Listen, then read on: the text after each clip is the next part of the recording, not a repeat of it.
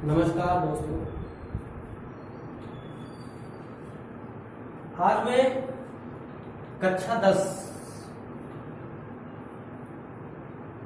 का चैप्टर यानी अध्याय पहला प्रकाश का परावर्तन तथा अपवर्तन में दर्पण के बारे में बताऊंगा, क्योंकि इसके पहले वीडियो में मैंने अवतल दर्पण की 3 स्थितियां बताई थी। उन 3 स्थितियों में आपको बताया गया है कि हम किसी वस्तु को दर्पण से कितनी दूर पर और कहां पर रखेंगे कि उसका प्रतिबिंब किस स्थान पर बनता है। हमें उस चीज के बारे में क्या करना है, जानना है। ठीक है, इस बात का विशेष ध्यान दीजिएगा। आपको ये कंडीशन भली भांति पढ़ना है, एक एक स्थितियों को समझना है। नहीं समझ में आए तो पूछना है। ठीक, ये आपका कॉन्सेप्ट है, ध्यान दीजिए। तो हम चलते हैं चौथी स्थिति की ओर। चौथी स्थिति क्या है, देखिए। चौथी स्थिति है बेटा, यदि वस्तु को वक्रता केंद्र तथा मुख्य फोकस के बीच रखा जाए। यदि वस्तु को वक्रता केंद्र तथा मुख्य फोकस के बीच रखा जाए। ठीक, यानी कि जब हम वस्तु को क्या करते हैं, मुख्य फोकस, देखिए यहां पर क्या है बेटा, ये आपका मुख्य अक्ष है और यहां पर ये अवतल दर्पण है। कैसा दर्पण है ये, अवतल दर्पण। इसके बाद हम मान लेते हैं बेटा यहां पर वक्रता केंद्र है और यहां पर क्या है, मुख्य फोकस। हमें दोनों के बीच में क्या करना है, वस्तु को रखना है। देखिए ये जब यहां पर वस्तु को रखेंगे तो देखिए एक प्रकाश की किरण मुख्य अक्ष के समांतर जाएगी और क्या होगी, परावर्तित होगी। देखिए परावर्तन कहां से हो रहा है इसमें, और क्या होगी, परावर्तित होगी।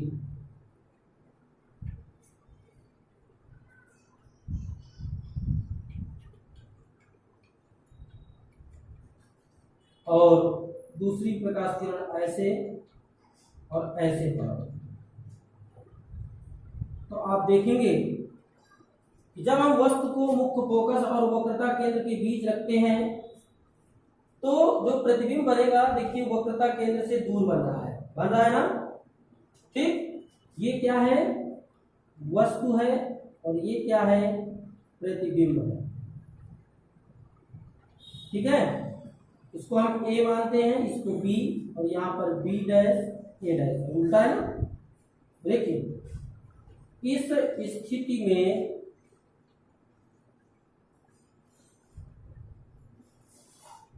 बनने वाला प्रतिबिंब दर्पण के पहले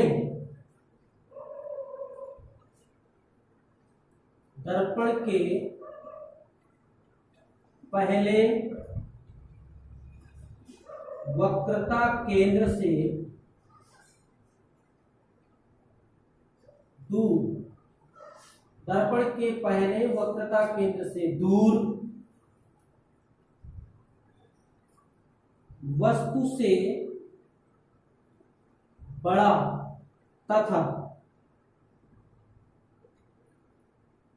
उल्टा और आभासी, वास्तविक होगा। मैंने आपको एक चीज बताई थी, अगर प्रतिबिंब उल्टा बनेगा तो वहां पर वास्तविक ही बनेगा। ध्यान दीजिएगा, मैंने आपको इसके पहले चर्चा किया था। ठीक, देखिए इतना समझ में आ गया बेटा। चलिए पांचवी स्थिति क्या है उसके बारे में।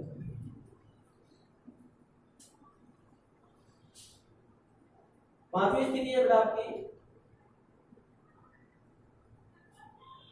यदि वस्तु को मुख्य फोकस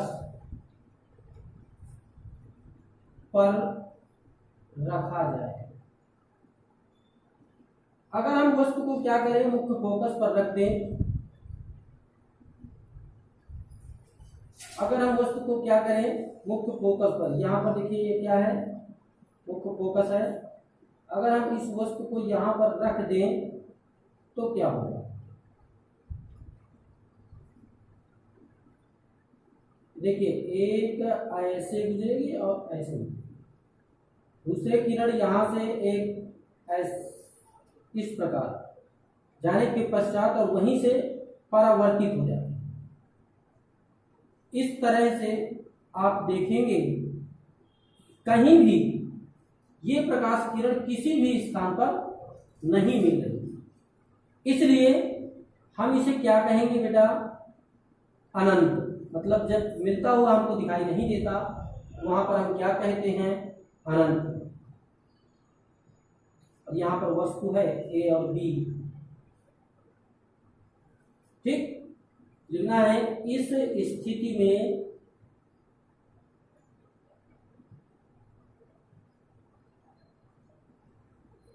बनने वाला प्रतिबिंब, इस स्थिति में बनने वाला प्रतिबिंब दर्पण के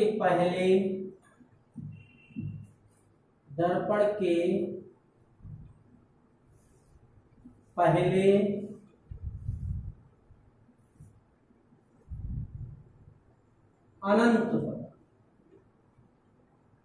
अनंत में या अनंत पर वस्तु से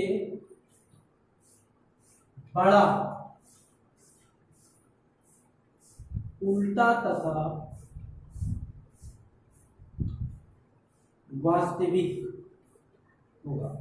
देखिए यहाँ पर वास्तविक का और आभासी का यहाँ पर तात्पर्य नहीं है, अनंत पर है, वो दिखाई तो दे दिया बेटा, ये वास्तविक भी हो सकता है, आभासी भी हो सकता है, कुछ भी हो सकता है, ठीक है, ध्यान दीजिएगा यहाँ पर।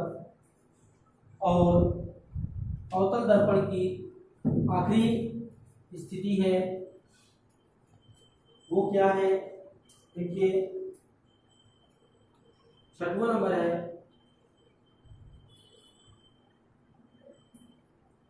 यदि वस्तु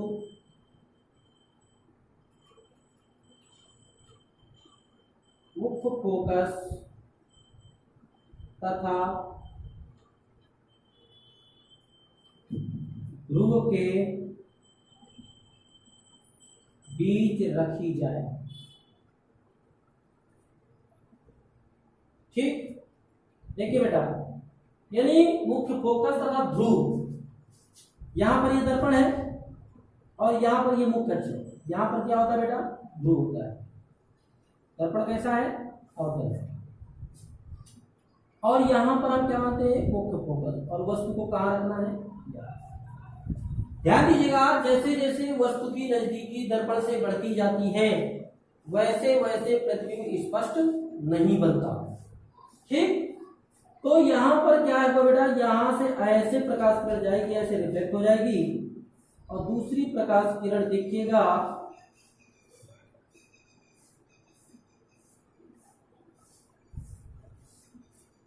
ऐसे जाकर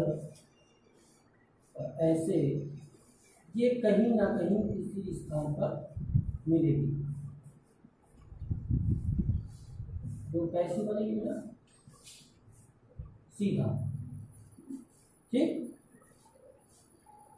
यहाँ पर ए डैश और यहाँ पर बी डैश, यहाँ पर ए और यहाँ पर बी वस्तु है, और ये क्या बनेगा यहाँ पर, ये देखिए बेटा, इस स्थिति में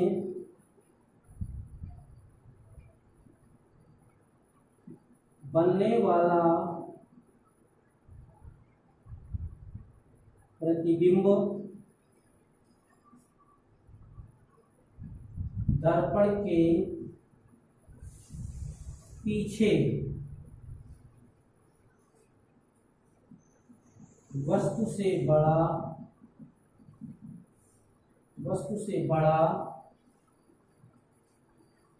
बड़ा है और सीधा है, सीधा तथा आभासी होगा। ठीक है, देखिए बेटा, वस्तु को अगर हम मुख्य फोकस तथा ध्रुव के बीच रखते हैं तो दर्पण से बहुत नजदीक होने के कारण वो क्या होता है, दर्पण के पीछे चला जाता है, इसलिए कैसा बनता है, आभासी बनता है। ऐसा बनता है बेटा, आभासी। अब देखिए उत्तल दर्पण में बनने वाले प्रतिबिंब,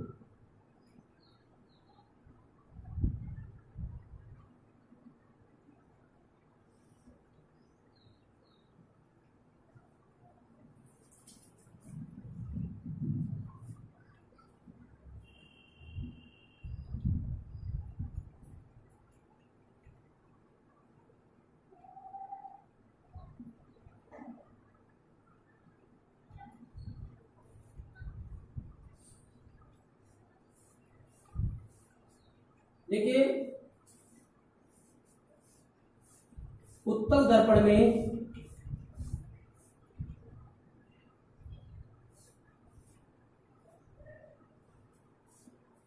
बनने वाले प्रतिबिंब की निम्न दो स्थितियां होती है। मतलब ये कि उत्तल दर्पण में कोई भी स्थिति ले लीजिए और हम कहीं भी रखें, उसका आभासी प्रतिबिंब बनना है। देखिएगा पहली स्थिति क्या है, स्थिति नंबर 1। देखिए पहली स्थिति में आपको बताया जाएगा यदि हम वस्तु को अनंत पर रखें, यदि वस्तु को अनंत पर रखें तो देखिए दर्पण कैसा है, उत्तल है, ये क्या है, मुख्य अक्ष है। ध्यान दीजिएगा उत्तल दर्पण है, लेप कहाँ होगा, अवतल तल पर होगा कि नहीं होगा। हमें अनंत पर कोई वस्तु को रखना है। वस्तु अनंत का मतलब होता है कोई दूरी नहीं, निश्चित दूरी नहीं होती। देखिए अनंत से आ रही प्रकाश किरणें परावर्तित होंगी। देखिए बेटा परावर्तित होंगी,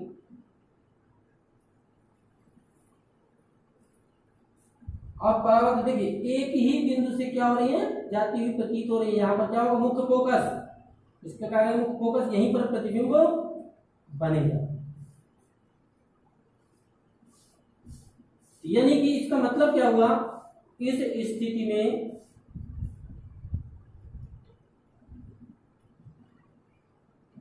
बनने वाला प्रतिबिंब, इस स्थिति में बनने वाला प्रतिबिंब मुख्य फोकस पर दर्पण के पीछे, मुख्य फोकस पर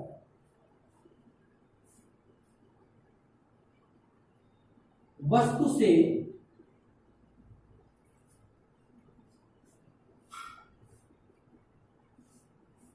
अत्यधिक छोटा एवं अत्यधिक छोटा,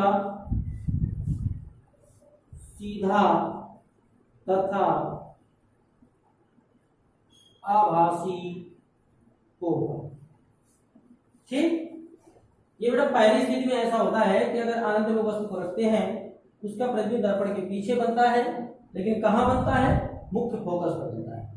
ध्यान दीजिएगा मुख्य फोकस क्या है, मैं पीछे परिभाषा बता चुका हूं कि परावर्तन के पश्चात प्रकाश किरण जिस बिंदु पर, यानी मुख्य अक्ष के जिस बिंदु पर क्या होती है, मिलती है, या मुख्य अक्ष के जिस बिंदु को काटती है उसे क्या कहते हैं, हम मुख्य फोकस कहते हैं। ध्यान रखिए, इतना समझ में आ गया। अभी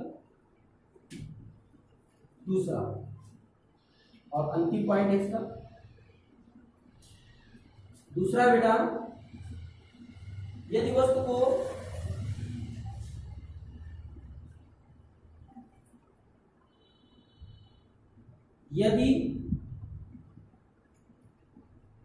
वस्तु को अनंत तथा ध्रुव के बीच कहीं भी रखा जाए, मतलब समझ में आ गया होगा। मतलब ये दर्पण है और हम वस्तु को कहीं भी रखें, कहीं भी, मतलब यहाँ यहाँ यहाँ यहाँ कहीं, ये ध्रुव होता है और ये अनंत है। अनंत का मतलब हो गया कोई दूरी नहीं। देखिए, कहीं भी हम वस्तु को रख दे, ये रख दिया, रख दिया।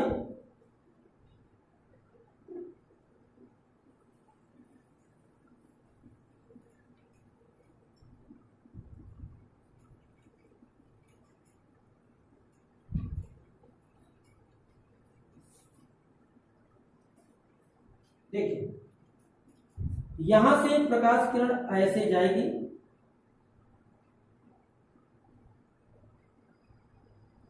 इसका रिफ्लेक्शन ऐसे होगा, ठीक। लेकिन ये प्रकाश किरण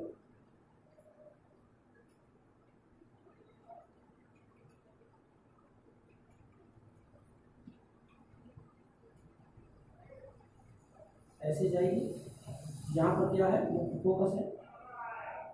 एक प्रकाश किरण ऐसे जाएगी और ऐसे जाने के पश्चात यहाँ पर देखिए, जहां पर प्रतिबिंब बनेगा, सीधा बन रहा है, बन रहा है कि नहीं? हाँ, देखिए यहाँ पर ए है और यहाँ पर बी, यहाँ पर ए डैश, यहाँ पर बी डैश। देखिए, इस स्थिति में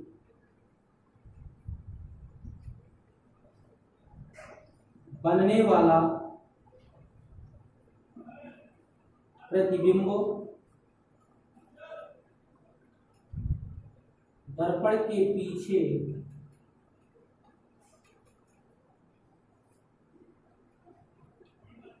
मुख्य फोकस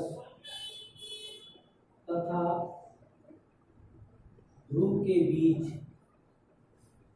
मुख्य फोकस तथा ध्रुव के बीच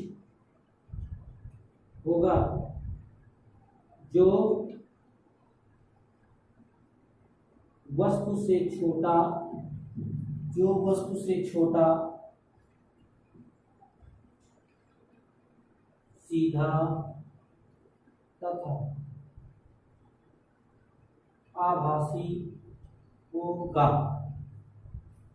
ये बेटा स्थितियां हैं। देखिए, अवतल से संबंधित अवतल दर्पण में 6 स्थितियां हैं, वो हमने बता दिया आपको। उत्तल दर्पण में 2 स्थितियां हैं, वो भी हमने आपको बता दिया, ठीक। मतलब स्थितियां समाप्त हो गई। कहां पर किस वस्तु को रखेंगे, उसका प्रतिबिंब बनने वाला कहां पर बनेगा, ध्यान दीजिएगा इस चीज को। यहां से क्या होगा, समाप्त होता है। आगे देखिए, आगे चलिए।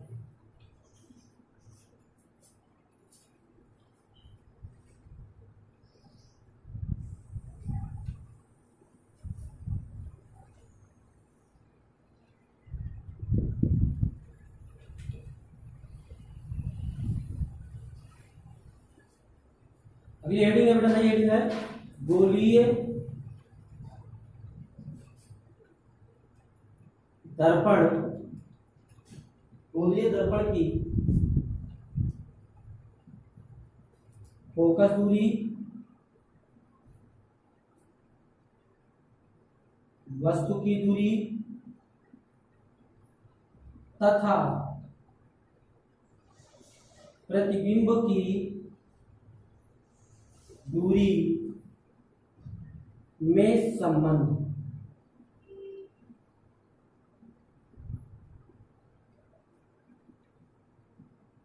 ध्यान दीजिए बेटा,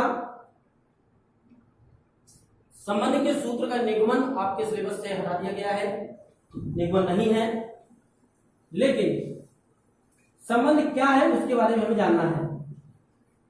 दर्पण की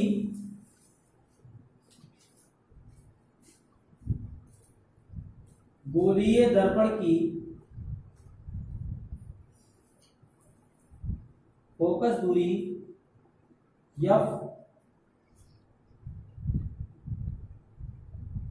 वस्तु की दूरी U तथा प्रतिबिंब की दूरी V में निम्न संबंध है। ठीक, तो 1/, यानी 1/1/F equal 1/V plus 1/U। ध्यान दीजिएगा, ये फॉर्मूला है। इस फार्मूले को आपको क्या करना है बेटा, ध्यान देना है। ठीक है, इस फार्मूले से ही इस पूरे लेसन के या इस टॉपिक के यानी परावर्तन के न्यूमेरिकल्स लगाए जाएंगे। लेकिन इनमें से है क्या, जहां देखिए वेयर F इक्वल फोकस दूरी, V इक्वल प्रतिबिंब की दूरी और U इक्वल वस्तु की दूरी। ठीक है, ध्यान दीजिए, इतना समझ में आ गया। चलिए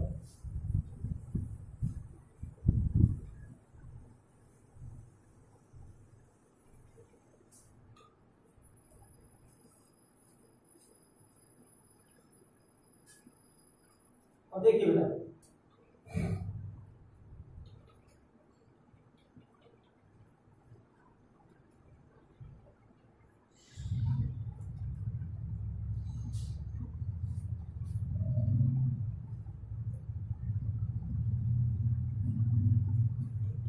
अब अगली हेडिंग है आपकी,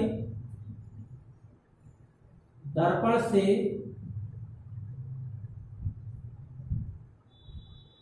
दूरियां नापने के लिए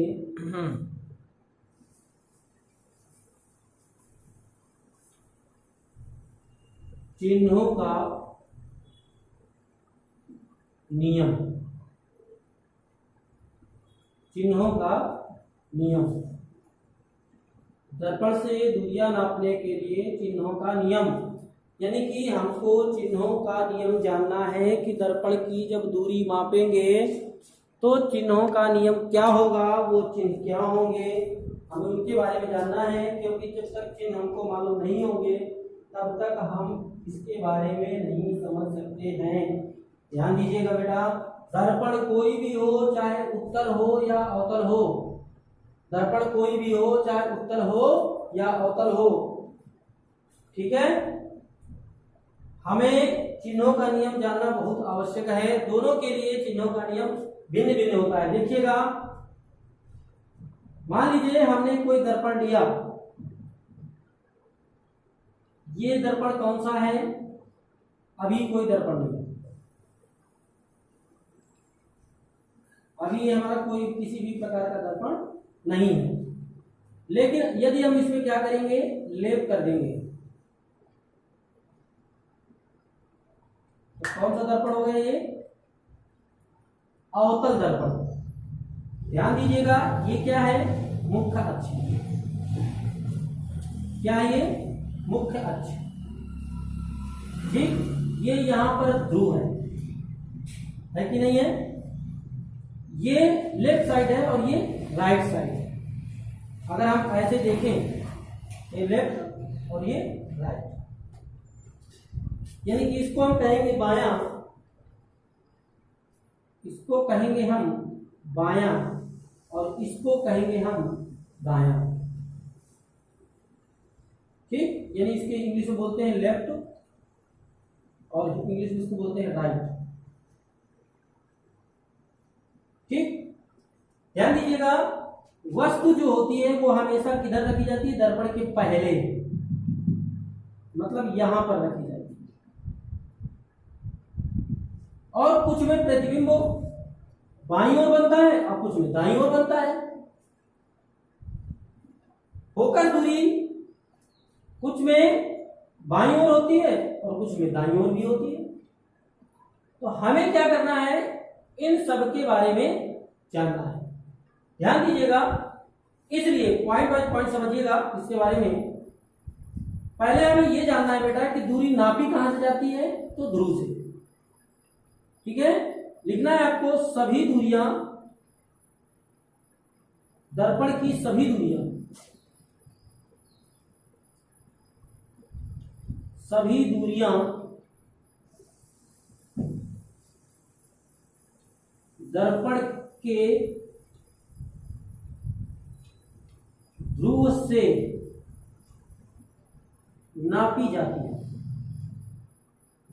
ध्यान रखिएगा, मतलब ध्रुव से नापी जाएगी। ठीक, यहां पर वस्तु है, वस्तु को यू से डिनोट करते हैं। अब इसके पहले मैंने आपको बताया था। ठीक है, तो जहां पर वस्तु रखी जाती है उस वस्तु से ध्रुव के बीच की जो दूरी होती है वो यू होती है। मान लीजिए प्रतिबिंब यहां पर बना या यहां पर बना, तो उस प्रतिबिंब से ध्रुव के बीच की दूरी प्रतिबिंब की दूरी कहलाती है। और परावर्तन के पश्चात मुख्य अक्ष को जिस स्थान पर काटती है वहीं पर क्या होता है? मुख्य फोकस, और मुख्य फोकस से ध्रुव के बीच की दूरी फोकस दूरी कहलाती है। ध्यान दीजिएगा, पहला पॉइंट हम बताने जा रहे हैं कि दर्पण के पहले की, दर्पण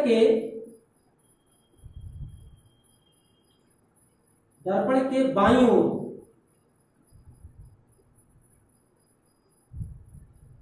सभी दूरियां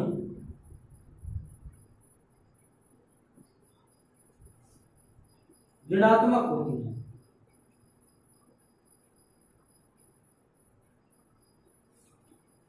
पहला पॉइंट।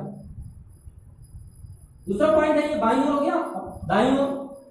दूसरा पॉइंट है दर्पण के, अब वो दर्पण कोई भी हो, चाहे उत्तल हो चाहे अवतल, दर्पण के दाईं ओर की सभी दूरियां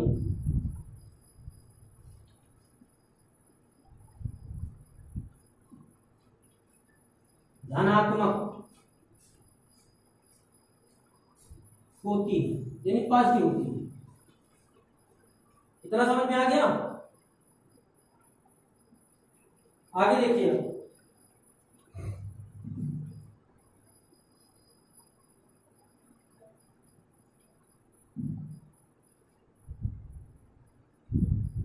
अगला पॉइंट है आपका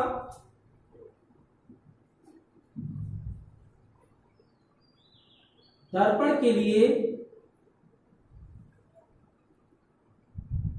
वस्तु की दूरी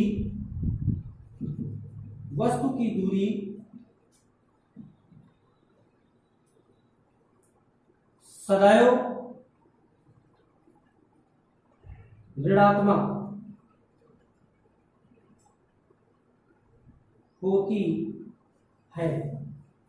क्योंकि, देखिए कारण समझ लीजिए, क्योंकि वस्तु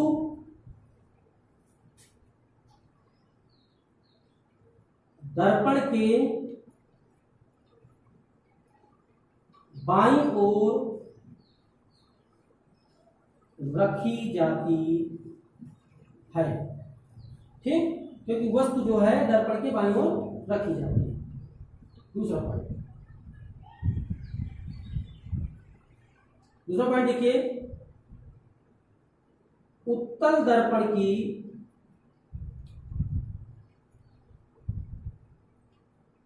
फोकस दूरी सदैव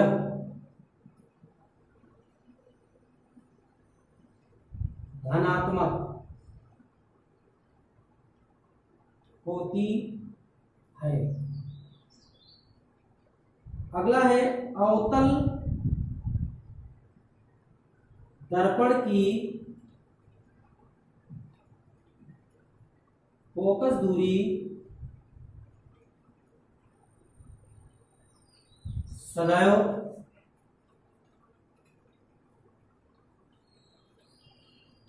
ऋणात्मक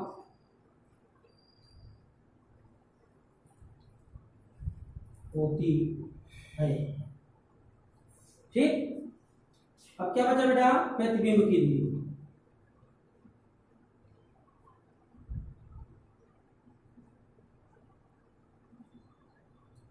दर्पण के लिए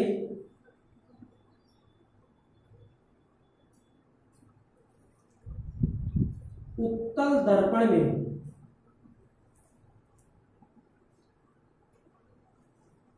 प्रतिबिंब की दूरी सदैव धनात्मक होती है।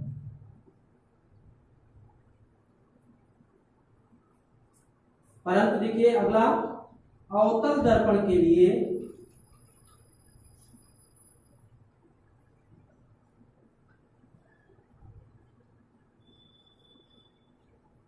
प्रतिबिंब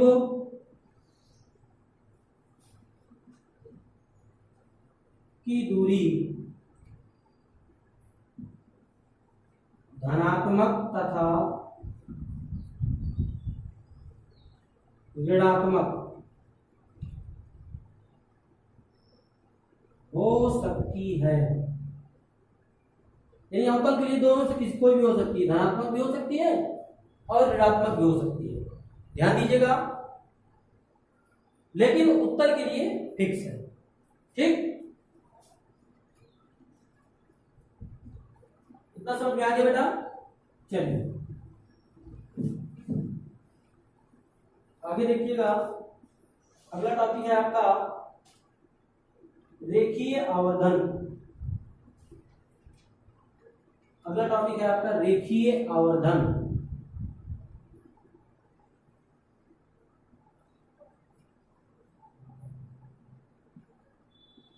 रेखीय आवर्धन